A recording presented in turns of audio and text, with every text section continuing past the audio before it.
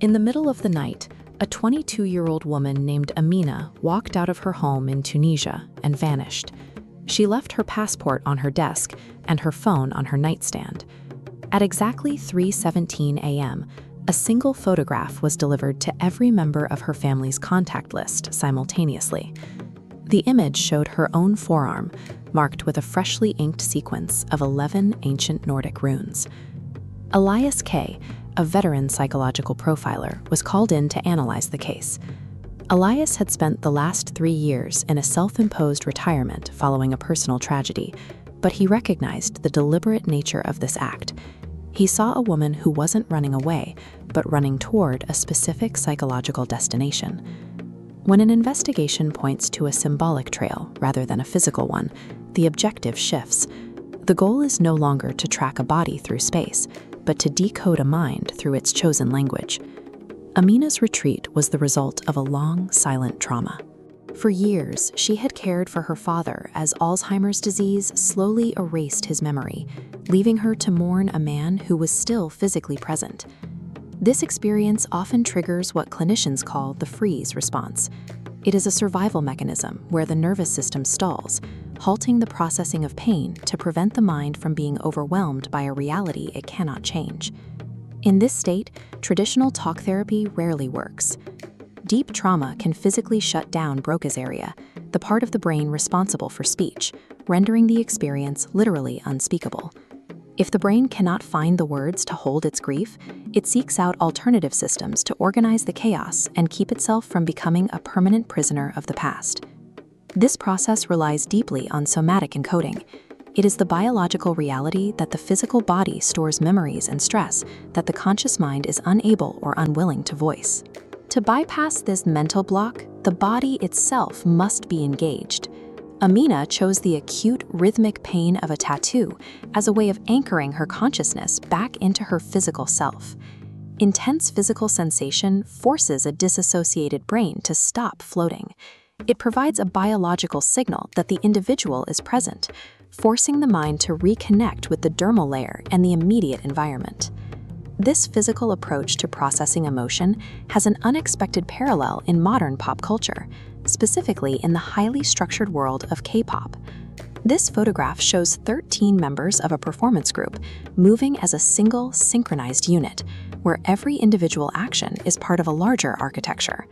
This coordination acts as a physical mirror for how multiple symbols combine to form a single, complex meaning. Whether it is the rhythmic impact of a needle or the synchronized pulse of a dance, these physical actions provide the necessary biological input to re-engage neural pathways that trauma has silenced. Unlike phonetic alphabets, which focus on specific sounds, ancient symbols represent broad concepts and archetypes. They require the brain to work as a decoder rather than a reader. When interacting with these symbols, the brain triggers double activation. The logical left prefrontal cortex and emotional right amygdala light up simultaneously. The left brain's complex interpretation task keeps strict focus on the present moment. With the analytical side distracted, the amygdala can safely process stored trauma without the patient spiraling into a panic. It is a biological workaround similar to EMDR, or eye movement desensitization and reprocessing, a therapy that uses rhythmic stimulation to help the brain reprocess memories that feel stuck. These symbols function as specialized cognitive tools. They provide a structural framework that allows the brain to bypass the damaged pathways of language and communicate with itself again. Elias eventually tracked Amina to a quiet sanctuary in Sidi Bou Said. She had isolated herself in this environment to finish what she had started. Elias realized the tattoo was a bindrune, a psychological program where the wearer focuses on one specific symbol each day to navigate through a sequence of emotional states. The sequence moves from Isaz, the vertical line of the frozen state, and concludes with Dagaz. Dagaz is shaped like an hourglass, representing the moment of balance between night and day, the point where transformation occurs. Seeing the map for what it was, Elias understood his role. To intervene would be to break the biological rhythm of her recovery. He could only watch as she finished the journey she had inscribed into her skin. Healing often requires the patience to let a process finish, recognizing that the person inside the silence is actively working their way out. Following Amina's map forced Elias to look at his own carnets and the drawings his own daughter had left behind. He realized that while he had been looking for clues in the physical world, she had been trying to show him a symbolic one. To mark the end of his own silence, Elias chose to receive his own tattoo of the dog-ass rune. The act of receiving the mark was the physical signal his brain needed to finally begin processing his own loss. This instinct to use the body as a canvas for the mind is a universal behavior. It bridges the gap between ancient Nordic traditions and the modern digital landscape. This blue wall in Tunisia displays the Tifinagh alphabet of the Berber people. Like the runes, these symbols are more than an alphabet.